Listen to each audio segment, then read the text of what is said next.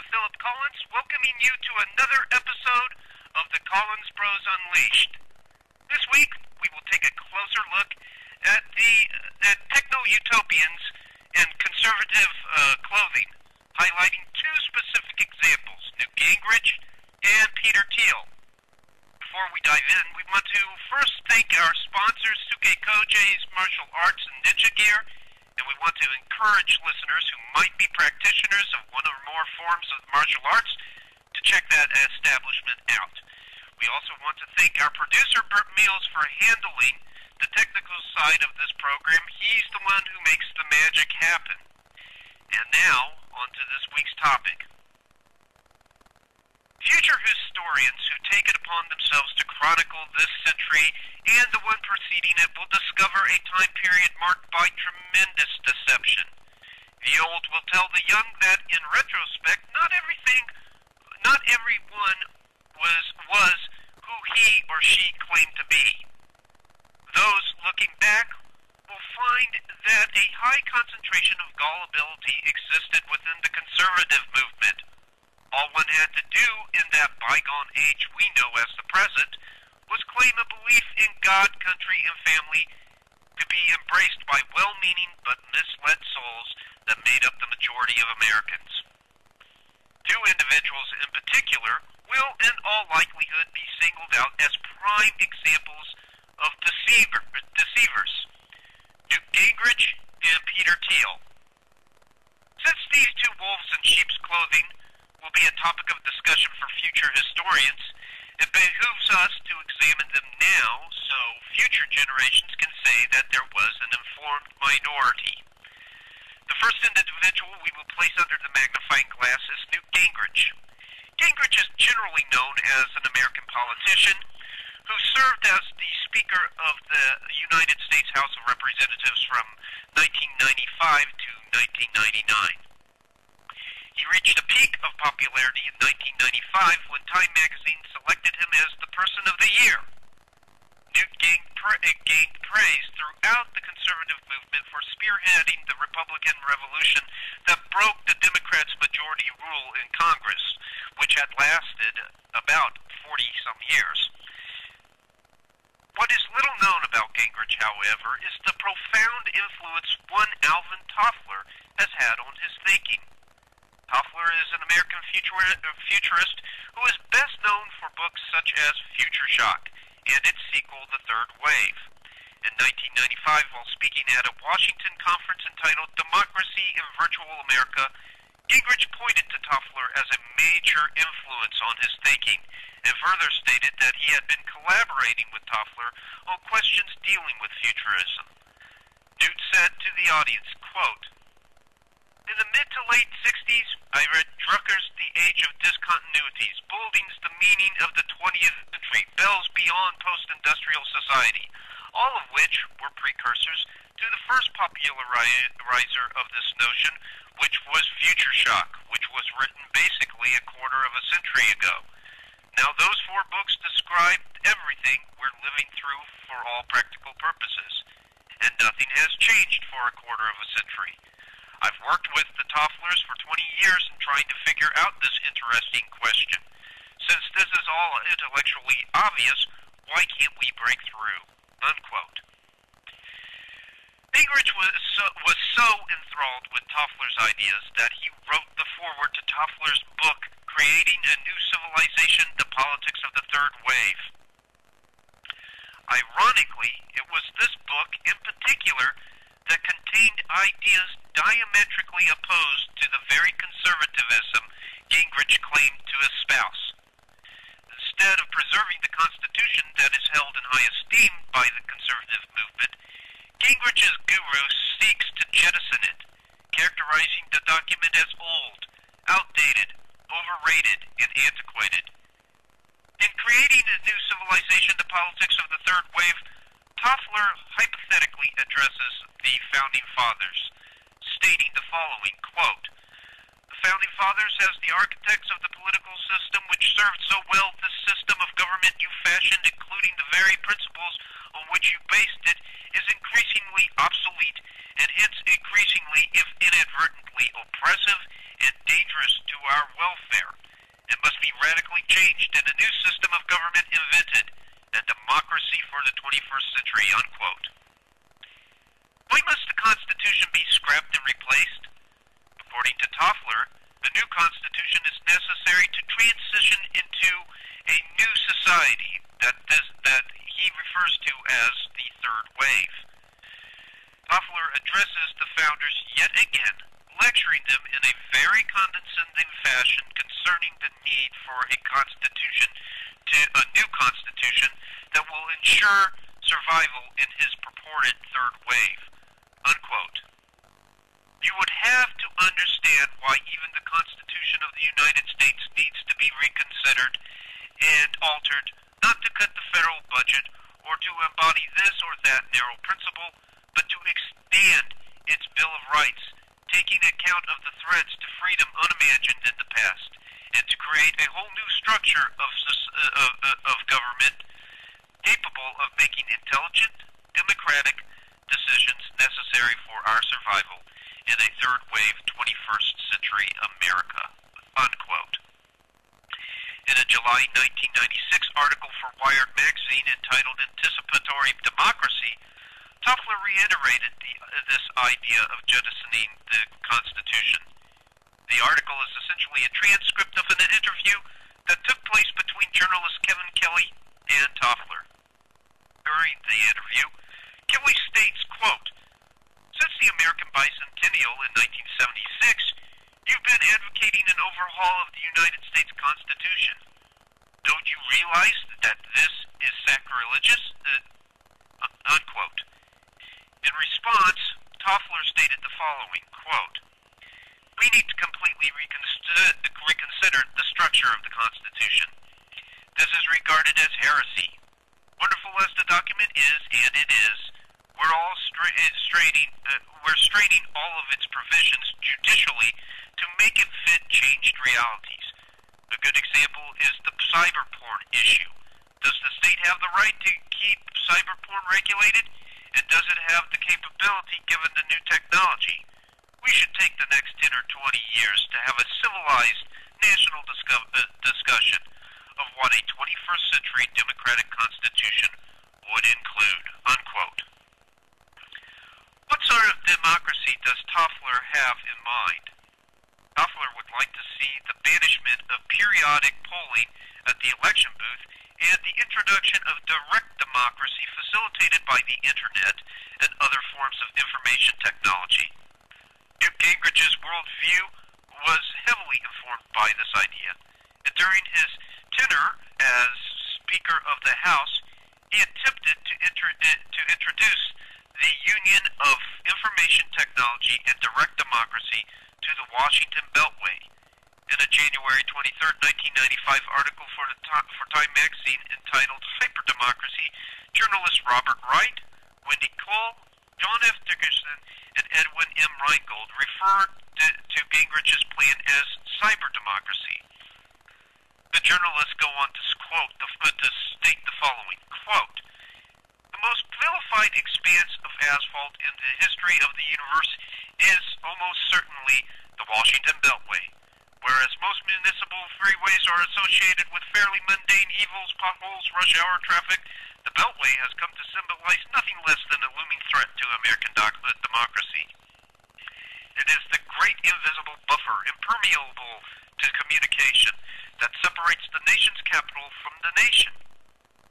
It is what keeps many politicians, the ones with an inside the Beltway mentality, out of touch with the needs of the citizenry. It is the reason Washington's media elites are so clueless as to what's really on America's mind. It is why voters get congressional gridlock when they want action, and congressional action when they want nothing in particular. In a typical indictment, one columnist recently called some piece of Washington policymaking too secret, too expert, too Beltway. The solution, some observers say, is simple. Use information technology to break through the Beltway barrier. Ross Perot champions an electronic town hall, a kind of cyber democracy that, via the push of a push-button voting, would let people make the wise policy decisions their so-called representatives are failing to make for them. And now vaguely similar noises are coming from someone with real power, inside the Beltway no less. Speaker of the House Newt Gingrich, who last week spoke at a Washington conference called Democracy in Virtual America, is trying to move Congress toward a virtual Congress. He envisions a House committee holding a hearing in 5 cities by television while the actual committee is sitting here. He is also letting C-SPAN's cameras, the electorate's virtual eyeballs, peer into more congressional hearings. And under a new program called Thomas, after Thomas Jefferson, all House documents are being put on the internet for mass perusal by modem. Thomas, says Gingrich, will shift power toward the citizens out of the Beltway. It will get legislative materials beyond the cynicism of the elite. And as this online material sparks online debate, Americans can begin to have electronic town hall meetings, unquote. The Times article goes on to point out that Gingrich's plan was a more moderate, somewhat diluted version of Toffler's vision. According to the article, Toffler and his wife Heidi would have gone much further. Turning to the article, we read the following, quote, "This may sound visionary, but it's nothing compared with the vision sketched by Gingrich's favorite futurist, Alvin and Heidi Toffler, in their book, Creating a New Civilization. The Tofflers view the old-fashioned physical Congress as suffering from a progressive erosion of relevance that calls for a wholesale rethinking of the Constitution. Today's spectacular advances in communications technology open for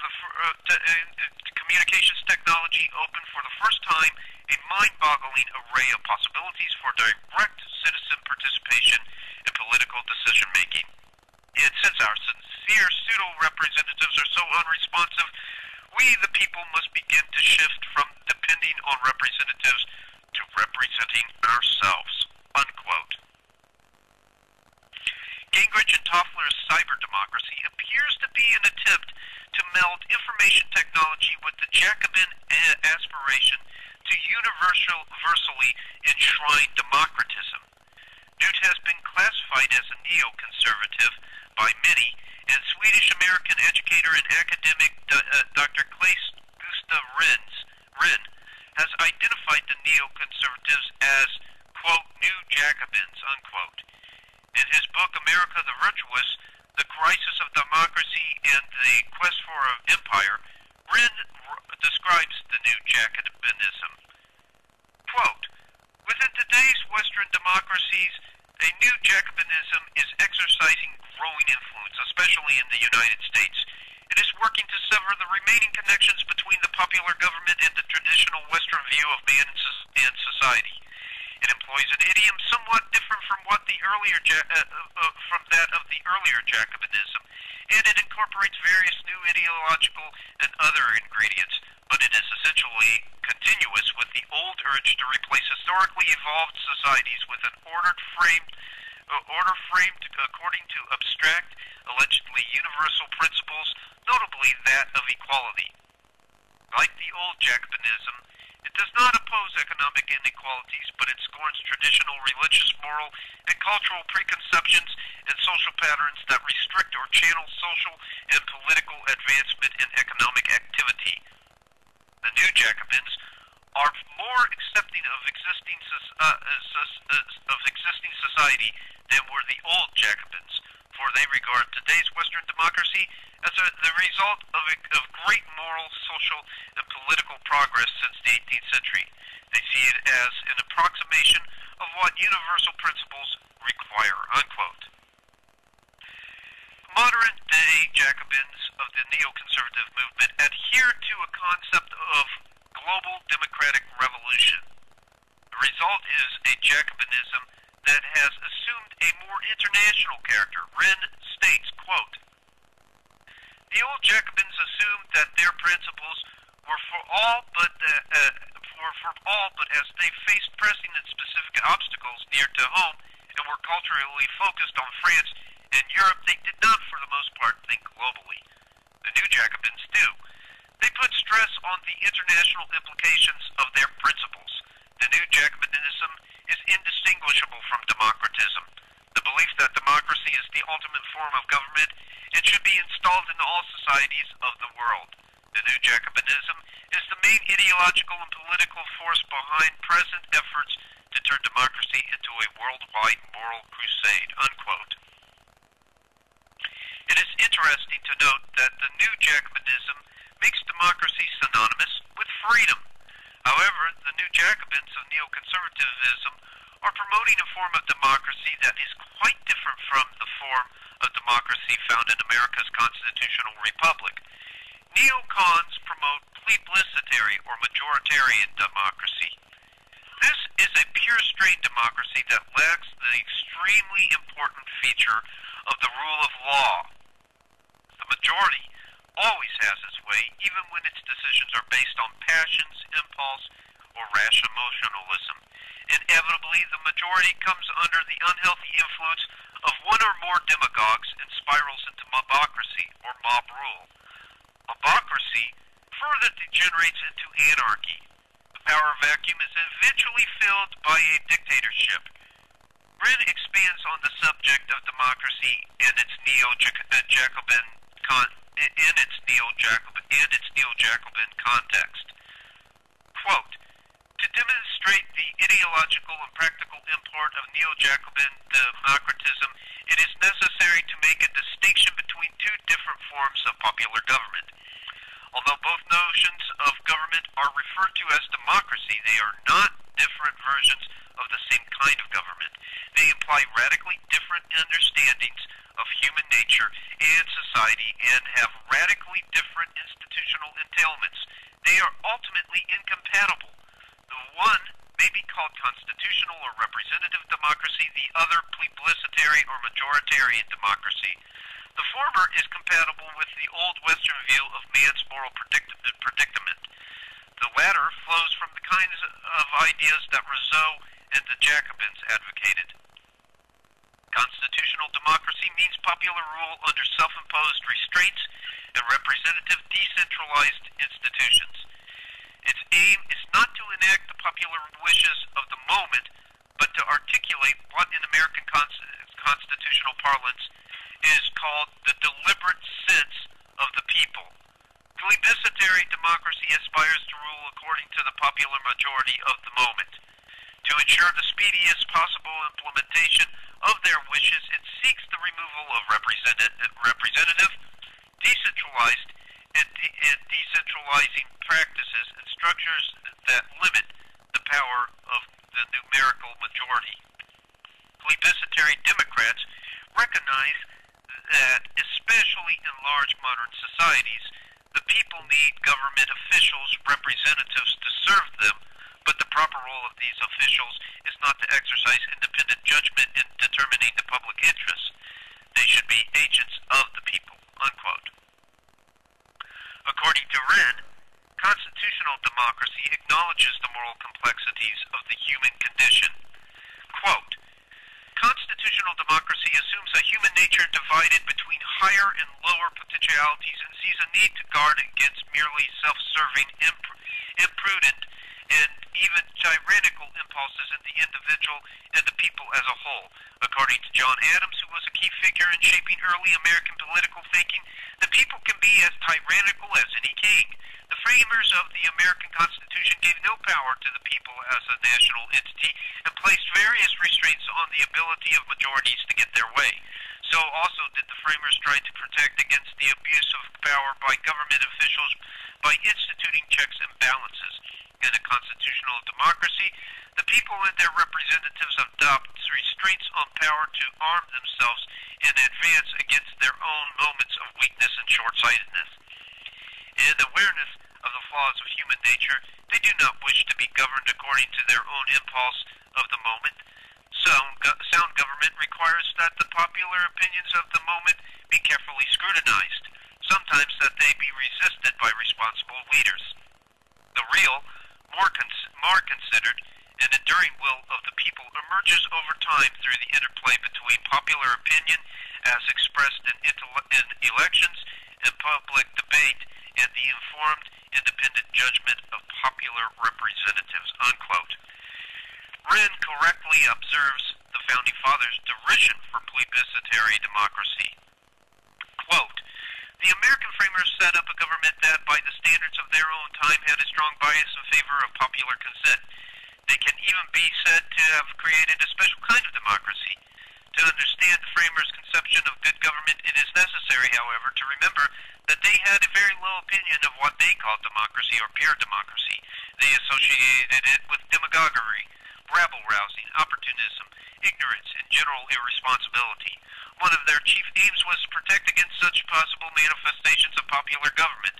While envisioning broad popular participation in politics, they sought to shield most of those charged with making decisions from the momentary popular will. Except in the case of the House of Representatives, voters could affect the decisions of national institutions of government only indirectly, and even the members of the House could, for the 2 years of their term of office, act independently of their constituencies, should they see the need to do so. The framers never contemplated universal suffrage in the modern democratic sense, expecting only male property owners to participate in politics and voting. Fearful of the passions of popular majorities, they sought to create structures conducive to responsible articulation of the long-term interests of the people as a whole, unquote. Now, not everyone is enthusiastic about Newt's attempt.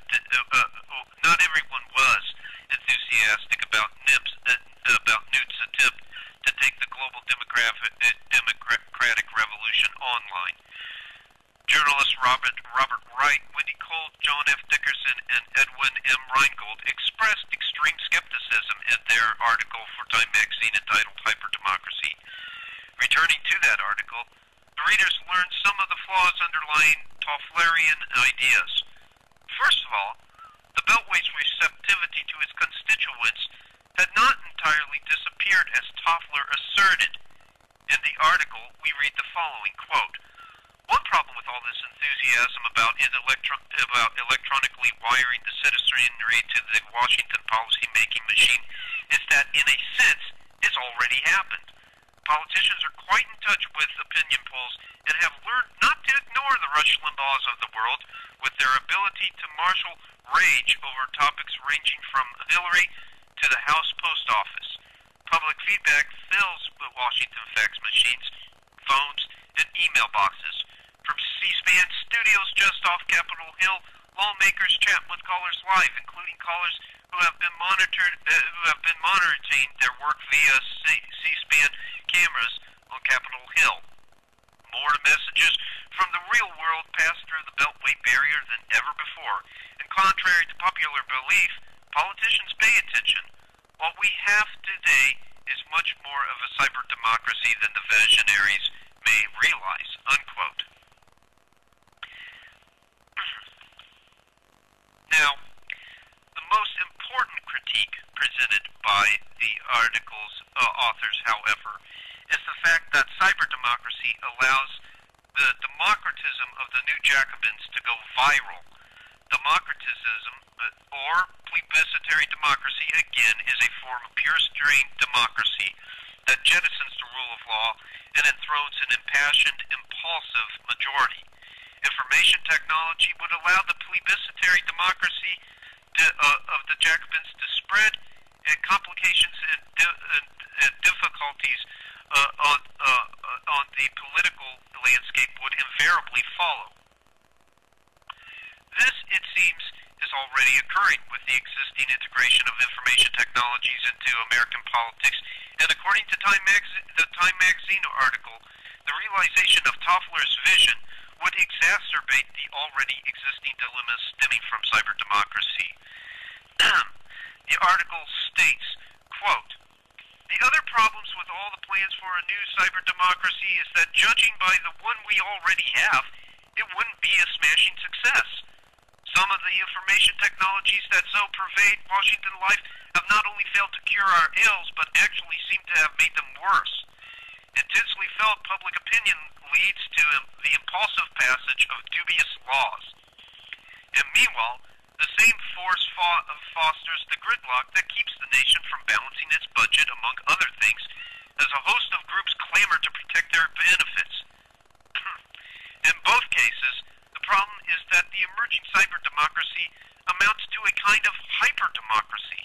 A nation that, contrary to all Beltway-related stereotypes, is thoroughly plugged into Washington, too plugged in for its own good. The worst may be yet to come. The trend toward hyper-democracy has happened without anyone planning it, and there is no clear reason for it to stop now. With or without a new Tofflerian constitution, there is cause to worry that the nation's inevitable immersion in cyberspace, its descent into a wired world of ultra-narrowcasting and online discourse, may render democracy more hyper and in some ways less functional. We have seen the future, and it doesn't entirely work. Electronic town halls featuring push-button voting have always faced one major rhetorical handicap, the long shadow of the Founding Fathers. Founding Fathers explicitly took lawmaking power out of the hands of the people, opting for a representative democracy and not a direct democracy. What concerned them, especially James Madison, was the specter of popular passions unleashed. Their ideal was cool deliberation by elected representatives buffered from the often shifting winds of opinion inside the Beltway deliberation. Madison insisted in the Federalist Papers on the need to refine and enlarge the public views by passing them through the medium of a chosen body of citizens whose wisdom might best discern the true interests of their country and whose patriotism and love of justice will be least likely to sacrifice into temporary or partial considerations. Madison would not have enjoyed watching how the 3 strikes and you're out provision wound up in last year's crime bill. The idea first took shape in California, where 18-year-old Camber Reynolds had been murdered by a career felon. It was electronic from its very inception. The legislation was co-authored by talk radio host Ray Appleton from Fresno, who knew the victim's father and had fielded outraged calls after the killer's lengthy criminal record came to light. As the idea gained ground in California, it spread east. Its popularity was electronically catalyzed, on talk radio especially, and electronically expressed in telephone polls, on the airwaves, by fax. President Clinton, with the support of Congress, complied promptly and cheerfully with the people's will. A push-button referendum would not have worked more effectively. And as Madison might have guessed, the result was more gratifying viscerally than intellectually. 3 strikes was notable not only for the shortage of politicians eager to loudly denounce it, but also for the shortage of policy analysts who enthusiastically embraced it. While liberals deemed it draconian, many conservatives found it a constitutionally dubious exertion of federal power, as well as a sloppy form of draconianism. The law does nothing to raise the cost of the first 2 strikes, and meanwhile spends precious money imprisoning men past middle age, after most of them have been pacified by ebbing testosterone, free of charge. Of course, on the positive side, law does have a catchy title. How would the crime bill read if baseball allowed each batter 5 strikes? That policy elites aren't wild about something doesn't mean it's a mistake, but whatever the merits, the process that produced 3 strikes and you're out reflects a shift in American governance since the Republic's founding, the growing porousness of the supposedly impregnable buffer around Washington. This was outside the Beltway politics and is typical of our era. This constant canvassing of public sentiment, one of the 2 basic kinds of hyperdemocracy, is a straight-out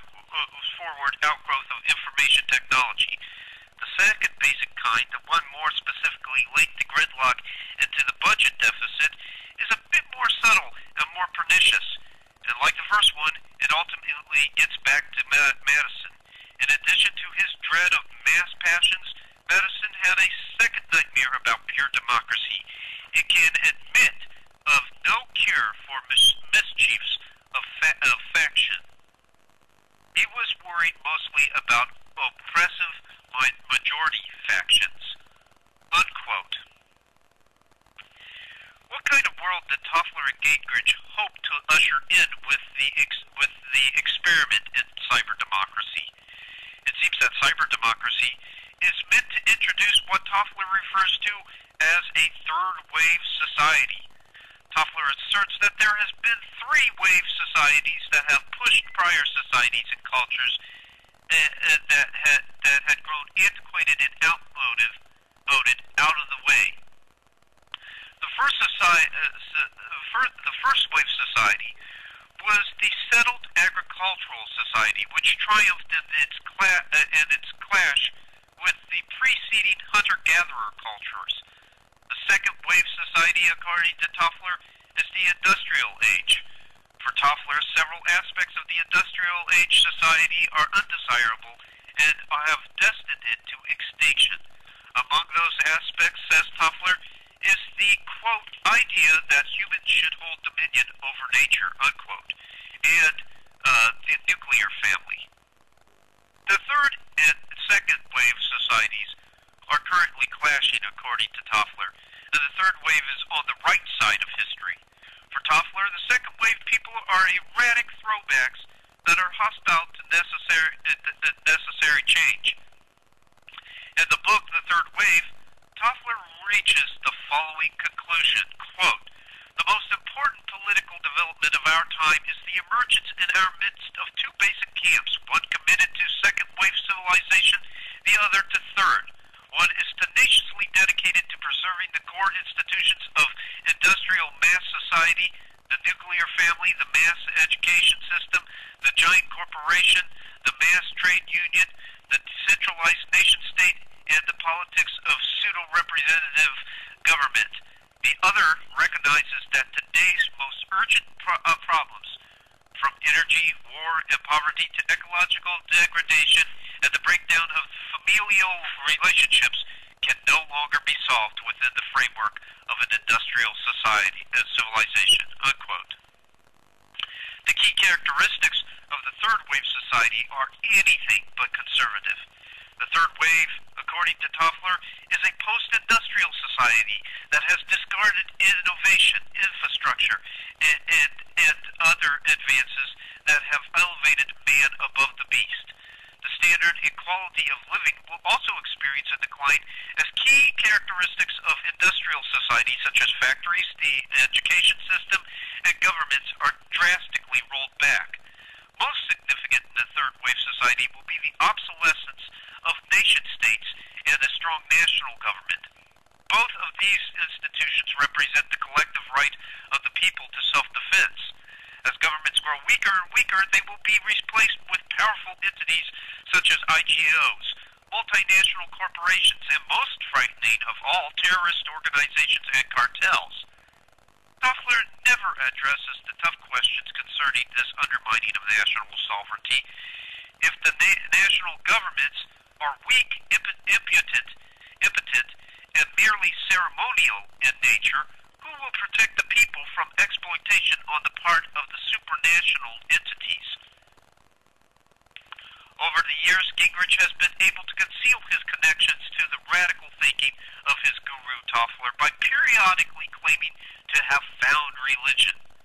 When Gingrich was leading the Republican Revolution in 1995, much was made of his Baptist background.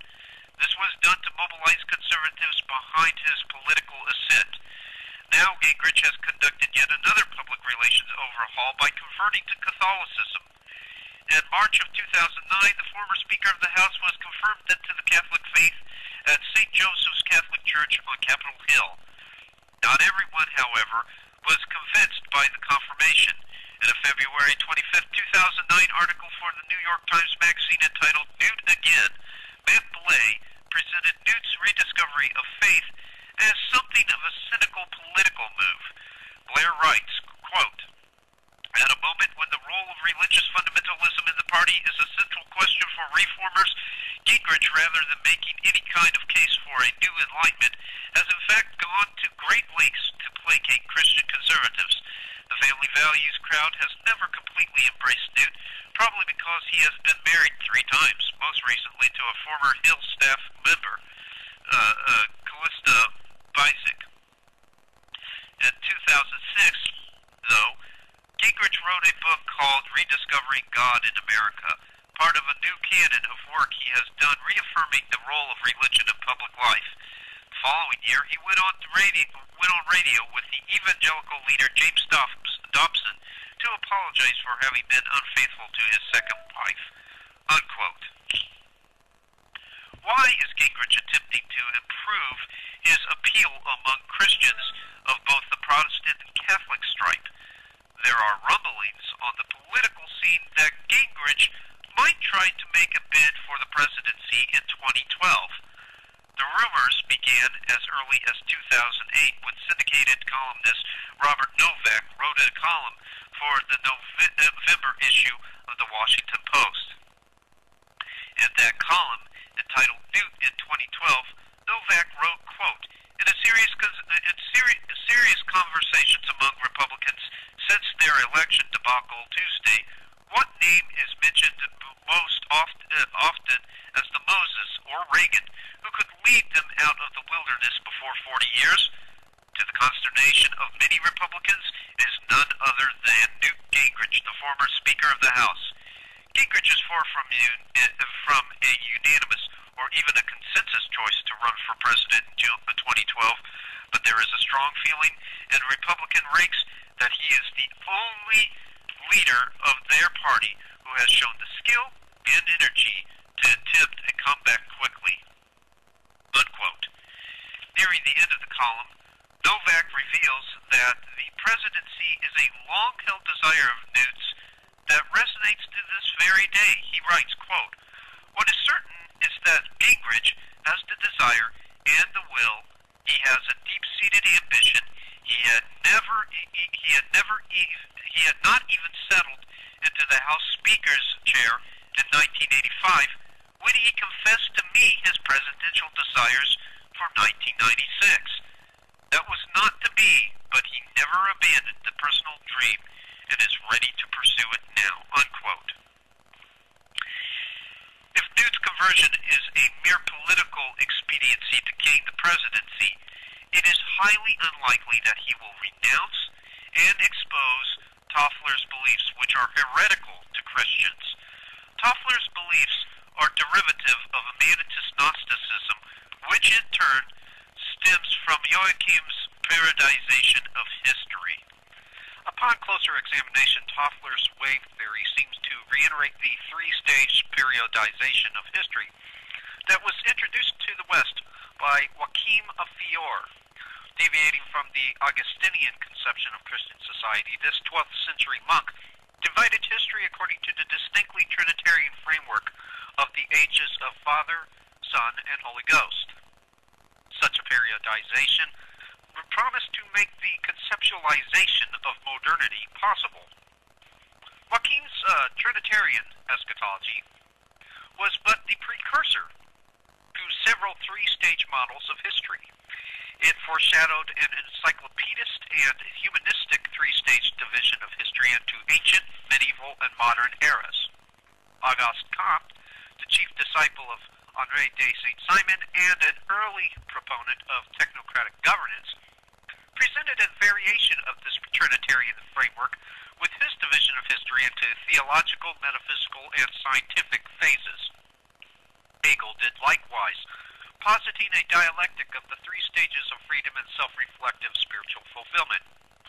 Marx and Hitler, who the late Anthony Sutton identified as philosophical Hegelians, also divided history into a sequence of 3 ages. The Marxian dialectic presented the 3 states of primitive communism, class society, and final communism. National Socialism followed suit, advancing the racialist utopian vision of a Third Reich.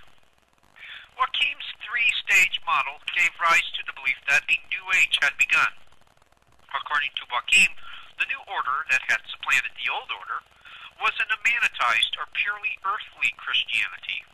Joachim's immanentization of historicism would reach its nadir with positivism's rejection of transcendent reality. Positivism, in turn, gave rise to techno-utopianism, which holds that 1. Humanity is witnessing a post-industrial revolution in technology. 2. Technological growth will continue in this post-industrial age. 3. The sustained technological growth of the post-industrial age will result in the cessation of economic scarcity. And 4. The resultant post-scarcity society will successfully end all social ills. Techno-utopianism is inherently fallacious because it presupposes an inextricable link between scientific progress and social progress. Such a proposition, or such a presupposition that is, was embraced by Condorcet and other Enlightenment thinkers. Theoreticians such as Theodor Adorno correctly identified a disjunction, however, between scientific progress and social progress, citing the Holocaust as a case in point. Nevertheless, techno-utopians tend to overlook such cases in favor of their own escapist fantasies. Toffler hails from the techno-utopian tradition. Parodying Joachim's Trinitarian eschatology, Toffler's wave theory posits an identical three-stage sequence of history. Toffler's waves are distilled as follows. 1. The first wave, which encapsulates agricultural society. 2. The second wave, which, according to Toffler, is based on, quote, mass production, mass distribution, mass consumption, mass education, mass media, mass recreation, mass entertainment, and weapons of mass destruction.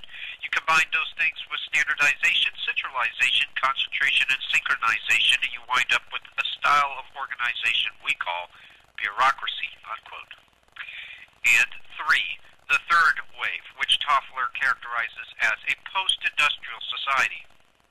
This wave, in Toffler's periodization of history, is marked by the following. 1. The gradual obsolescence of the nation-state, which will be facilitated by forces from above and below. The forces from below include a progressive erosion of consensus, particularly on the political landscape, and growing political turbulence in Israel, Germany, China, and the Islamic world. The forces from above include supranational forces, multinational corporations, IGOs, religions that are transnational in scope, the North American Union, NAFTA, the International Criminal Court, the WTO, and even cartels and terrorist organizations. 2. The supplanting of monetary wealth by information and knowledge as the chief factors in the establishment and distribution of power. 3. The supplanting of manufacturing and manufacturing goods by information process and knowledge production as the chief forms of economic activity. 4. The emergence of technologies that will alter the very nature of humanity, namely nanotechnology and cloning. And 5, a shift from representative democracy to direct democracy, which will be facilitated by various information technologies. Interestingly, Frank Fisher, in his book Technocracy, The Politics of Expertise, contends that since the 1970s, the next developmental stage of technocracy, quote, has been both theorized and held under the banner of post-industrialism, unquote. Examining this shift in technocratic thinking, Fisher states, quote, contemporary technocratic theories are now theories of post-industrial society, unquote. In other words, technocracy is being increasingly viewed as a segue to a post-technocratic society which can be defined as post-industrialism. One of the chapters of Toffler's Future Shock is entitled The Death of Technocracy. As the title suggests, Toffler's contention is that the technocratic paradigm is gradually expiring. He partially attributes this expiration to technocracy's critics within the political right and the New Left. These critics justify justifiably decry technocracy on the grounds that it is anti-human, anti-democratic, and short-sighted. To his credit, Toffler concedes these points to the anti-technocrats. However, he accuses the anti-technocrats of spiraling, quote, into irrationality, anti-scientific attitudes, a kind of sick nostalgia, and an exaltation of nowness, unquote. Toffler contends that the anti-technocrats promote pre-technocracy, which he characterizes as, quote, dangerously maladaptive, unquote. Alternatively, Toffler suggests that humanity can transcend technocracy through a strategy of social futurism. Yet upon closer examination, Toffler's social futurism does not seem to be nearly as radical a departure from technocracy as he would have readers believe. For instance, he promotes the enshrinement of a network of scientific futurist institutes through the entire governmental structure. With the institutional support of this network, scientific futurists will explore likely attainable and desirable futures. Simultaneously, Toffler contends that every citizen will be able to participate in the definition of the future through an anticipatory democracy. However, Toffler's appropriation of scientific futurists as the guiding force of decision-making merely reiterates the theme of technical elites.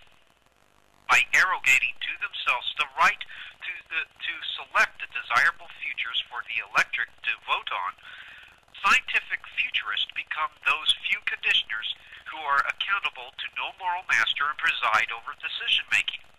By virtue of their alleged specialized knowledge, scientific futurists would develop economic and technological stimuli that could produce the desired patterns of mass behavior. Thus, Toffler is subverting the very category of human agency he claims to empower. Several elements of Toffler's social futurism also satisfy the normative claims of critical utopian socialism. This is made evident by Toffler's promotion of direct democracy, which, as we have previously established, is in direct opposition to America's system of representative democracy. As was previously established, direct democracy spirals into hyperdemocracy, which, according to political philosopher William Gardner, gives rise to a, quote, Gnostic people under millenarian elites, unquote. Gardner elaborates, quote, this brings me to the final thesis that in modern times what is being played out, particularly under the tenets of so-called liberalism, is in fact a strategic interplay between two active but interdependent political zones, each with its own belief system. The first is comprised of the apolitical features of Gnosticism and forms a public belief system of the people, the chief features of which are self-exaltation, atheism, moral relativism, social determinism, scientism, pantheism, the elevation of individual rights over responsibilities and duties, and the rejection of any common good or virtue. This system is the political embodiment of pessimism. However, superimposed on this second zone, in which superimposed on this is a second zone, in which the extremely political and optimistic features of secular millenarianism form a public belief system of elites, the chief features of which are melioratism, collectivist politics, progressivism, and the political cult of personality, New World Order talk, and a highly taxed and debt-leveraged manipulation and regulation of national and even world masses to these ends. An obvious example of the hard form of this process was in our midst for 70 years in the form of totalitarian rule. Recently, when asked the reason for it, former Soviet General Makachev gave a millenarian answer when he said, "What is our maximum program? The kingdom of God on earth, or communism, as we call it, before the third millennium," unquote. It comes as little surprise that a distinct Gnostic thread runs through Toffler's thinking. Again, Toffler's wave theory certainly appears to be patterned after Joachim's three-stage periodization of history. Joachim's Immanentized Christianity formed the basis for all socio-political utopianism, which envisioned an eschaton within the ontological plane of this visible universe. Drawn into the experiential limits of man, the eschaton manifests as heaven on earth. For those of the so-called political right, it was the mystical union of fascism. For those of the so-called political left, it was the apocalypse of Marxist dialectic. For those of the so-called centrist ilk, it was the earthly city of social democracy. For Toffler, it is the social futurism of post-industrialism. Now we'll move on to the enigmatic figure of Peter Thiel. Now, to the untrained eye, American entrepreneur, hedge fund manager, and venture capitalist Peter Thiel appears to be a conservative libertarian. The entrepreneur even endorsed Ron Paul during his 2008 presidential race. Thiel is also the co-founder and CEO of PayPal, the virtual banking system which he sold to eBay for $1.5 billion. Thiel pocketed $55 million from that sell, and he uses much of his money to fund ostensibly right-wing conservative endeavors such as the Vanguard.org, an internet pressure group that describes its politics as, quote, Reaganite Thatcherite, unquote. The Vanguard.org website presents itself as conservative, stating, quote, the Vanguard.org is an online community of Americans who believe in conservative values, the free market, and limited government as the best means to bring hope and ever-increasing opportunity to everyone, especially the poorest among us, unquote. It's also obvious from just a cursory reading of the Vanguard.org website that the pressure group is meant to act as a counterpart to the extreme leftist MoveOn.org. The website states, quote, today we will teach MoveOn.org, Hillary, and the left-wing media some lessons they never imagined, unquote. Beneath the surface, however, Thiel is very much a proponent of techno-utopianism, a derivative of Immanentist Gnosticism. In a January 14th article for the UK Guardian entitled With Friends Like These, journalist Tom Hodgkinson gives us a look into Thiel's philosophy. Turning now to that article, we read the following, quote, what about his philosophy? I listened to a podcast of an address Thiel gave about his ideas for the future. His philosophy, briefly, is this. Since the 17th century, certain enlightened thinkers have been taking the world away from the old-fashioned nature-bound life, and here he quotes Thomas Hobbes' famous characterization of life as nasty, brutish, and short, and towards a new virtual world where we have conquered nature. Value now exists in imaginary things. Thiel says that PayPal was motivated by this belief, that you can find value not in real manufactured objects, but in the relations between human beings. PayPal was a way of moving money around the world with no restriction. Bloomberg Markets puts it like this. For Thiel, PayPal was all but freedom. It would enable people to skirt currency controls and move money around the globe, unquote. Thiel's bestowal of metaphysical primacy upon imaginary things suggests an overall disdain for the real world. Thiel seems to echo Gnosticism's radical dualism, which elevated the transcendent to the detriment of the immanent. For Thiel, the advent of the Internet and other electronic mediums of interaction promises to facilitate the mass retreat from the real world into the surrogate reality of radical introspection. Of course, ancient Gnosticism encouraged such radical introspection. Now, what is the ultimate instrument of man's escape from the Gnostic hell of the physical world? For Thiel, the answer may be Facebook, the extremely popular social networking site. Teal provided $500,000 to foster the rise of Facebook, and it is reported that he owns 7% of Facebook. It is Teal's desire to escape reality that may have motivated his backing of Facebook. Turning again to Hodgkin's article, we read the following quote: "If life in the past was nasty, brutish, and short, then in the future Teal wants to make it much more longer. And to this end, he has also invested in a firm that is exploring life extension technologies.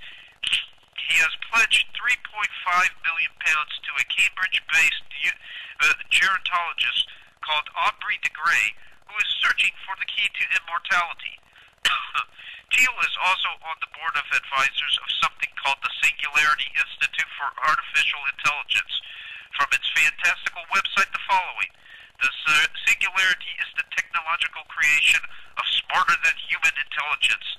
There are several technologies heading in this direction: artificial intelligence, direct brain-computer interfaces, genetic engineering, different technologies which, if they reach a threshold level of sophistication, would enable the creation of smarter-than-human intelligence."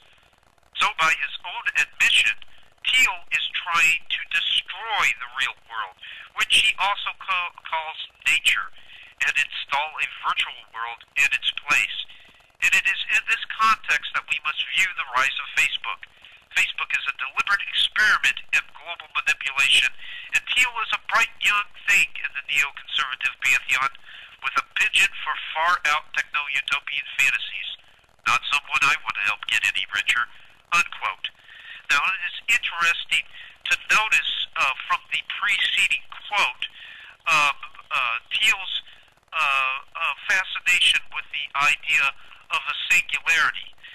The whole movement, the whole singularity movement, is closely aligned with the transhumanist movement, which itself can be considered a kind of new Gnosticism. Yes, transhumanism, for all practical purposes, advances almost a hyper-teleological variety of Darwinism, where basically humanity takes evolution off of autopilot and begins to consciously guide it. Now, interestingly enough, it was Alvin Toffler who contended in his third wave thesis that the third wave would also be marked by a period during which humanity would seize the reins of evolution and guide the development of mankind himself. Transhumanism, as some Christian commentators and bioconservatives have noted, is almost a new incarnation of Gnosticism, because transhumanism basically views the human body as little more than a prosthetic to be mastered. Thus we have, again, the ancient Gnostics' elevation of the transcendent to the detriment of the immanent. However, in contradistinction to ancient Gnosticism,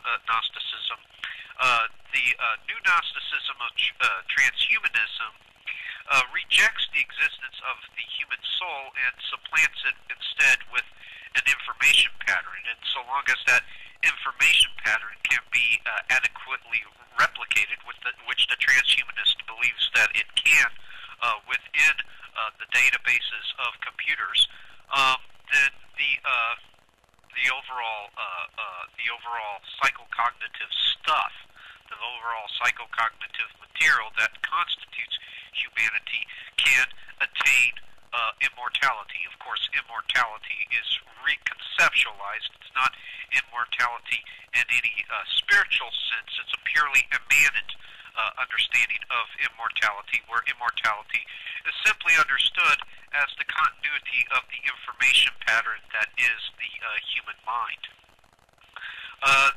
Singularitarianism, which is closely aligned with transhumanism, qualifies as a techno-utopian eschatology, where man stands just before a defining moment in human history. Paul and I discussed singularitarianism at length in our book, The Ascendancy of the Scientific Dictatorship. But at any rate, with the singularitarian eschatology, we see man occupying a pivotal juncture where this rapid scientific and technological advancement is giving rise to what they refer to as a singularity, which Ray Kurzweil, who is one of the chief proponents of this eschatology, characterizes as, quote, a future period during which the pace of technological change will be so fast and far-reaching that human existence on this planet will be irreversibly altered. We will combine our brain power, the knowledge, skills, and personality quirks that make us human, with our computer power in order to think, reason, communicate, and create in ways we can scarcely even contemplate today, unquote. Now, of course, this is a rather nebulous description of the singularity, but as Ray Kurzweil begins to flesh this description out in greater detail, listeners may actually begin to identify intimations of an older and far more ominous theme. And that is the theme that was communicated by none other than Friedrich Nietzsche. I teach you the Overman. Man is something to be overcome. Kurzweil states, quote, this merger of man and machine, coupled with the sudden explosion of machine intelligence and rapid innovation in gene research and nanotechnology, will result in a world where there is no distinction between the biological and the mechanical, or between physical and virtual reality. These technological revolutions will allow us to transcend our frail bodies with all their limitations. Illness, as we know it, will be eradicated. Through the use of nanotechnology, we will be able to manufacture almost any physical product upon demand. World hunger and poverty will be solved, and pollution will vanish. Human evolution will undergo a quantum leap in evolution. We will be able to live as long as we choose. The coming into being of such a world is, in essence, the singularity, unquote. Now, there's several interesting things to note about this excerpt. First off, there are the distinct techno-utopian themes of a post-scarcity world where technology and scientific progress have basically abolished all scarcity, all economic scarcity, all want, all privation. There's, which of course Theodor Adorno and other theoreticians have thoroughly refuted, demonstrating the disjunction between scientific progress and social progress. Simply because science is on the rise does not mean all social ills will somehow be banished, but in fact, many new social ills can arise as a result of scientific progress. That's not to demonize scientific progress, but that is to issue a very important admonition against the fetishization of science or scientism, and this belief that simply because science has advanced beyond our wildest dreams, that somehow we have also overcome the shortcomings of humanity itself. Also evident in this excerpt is the transhumanist slash Gnostic derision for the corporeal shell for the physical body. Again, as Kurzweil put it, we will, quote, transcend our frail bodies with all their limitations, unquote. Therefore, again, we have the depiction of the physical body as little more than a prosthetic to be mastered.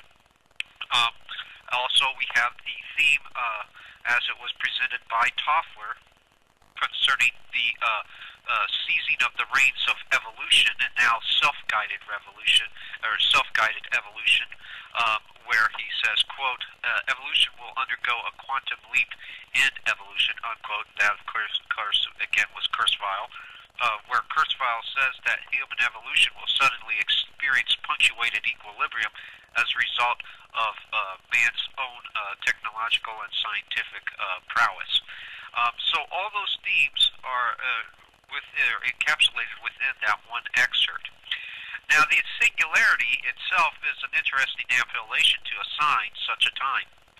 Convergent technology programs promise to obliterate, quote, the distinction between individuals and the entirety of humanity, unquote. That was a phrase that was actually presented in a report by the National Science Foundation, which tends to be a bastion of techno-progressivism, populated by individuals such as Dr. William Sims Bainbridge, who Paul and I cover in greater detail in our book, The Ascendancy of the Scientific Dictatorship, and have also covered in previous installments of the Collins Brothers Unleashed. And of course, Dr. William Sims Bainbridge promotes the rather pragmatic resculpting of religion to create what he calls a new galactic religion, a Church of the God Galactic, as he calls it, which will facilitate unfettered technological and scientific advancement.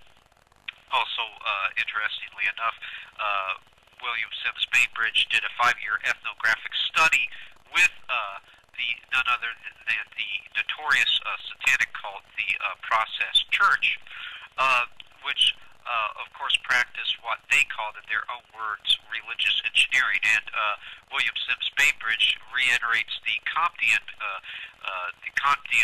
concept of a sociocracy by issuing an express mandate for social scientists to begin to act as religious engineers. But this theme of the distinction between the entirety of humanity and the individual being completely and totally obliterated, that theme is also communicated through the very term singularity, which, of course, is defined as the condition of being one.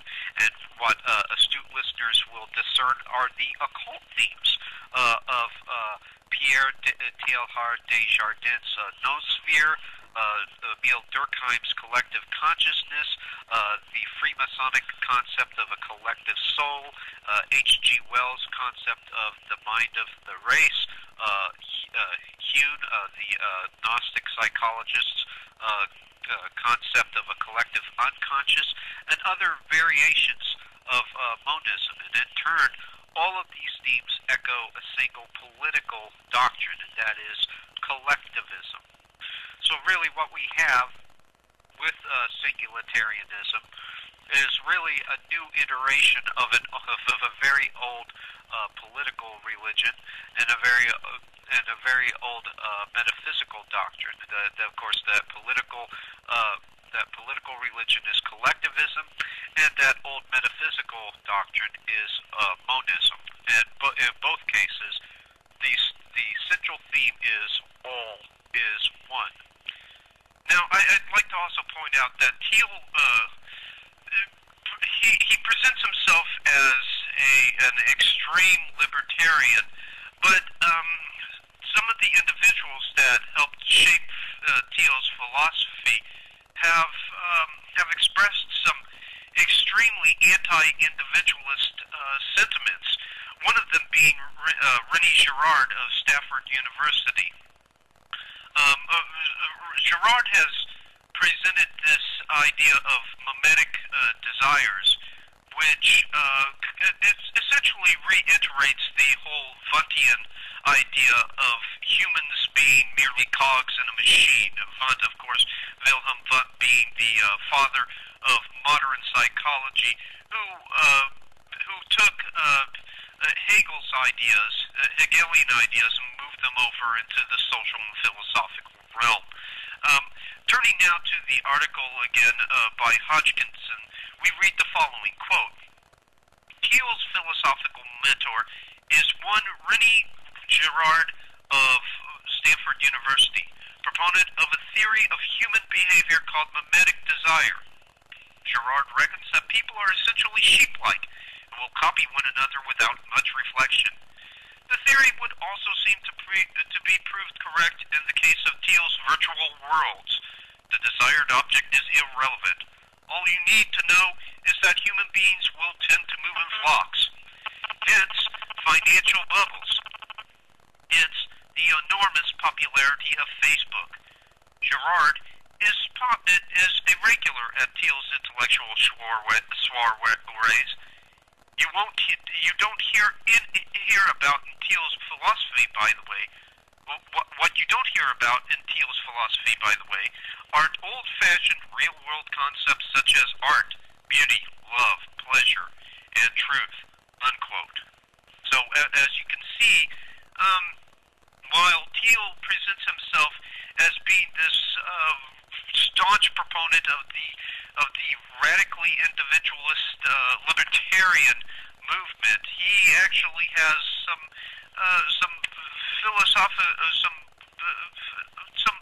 philosophical underpinnings that actually deny free will, that deny the individual existing separate of any kind of outside of any kind of collective.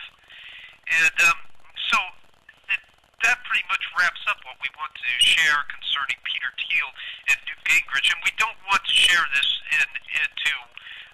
to basically discourage listeners. So our main goal here is to point out that the power elite, which are made up mostly of Hegelian activists, have created a dialectical environment. And in a dialectical environment, it would not be uncommon or unheard of for there to be the rise of actual right-wing varieties of H.G. Wells' open conspiracy, of Marilyn Ferguson's Aquarian conspiracy, of ideas that we of right-wing varieties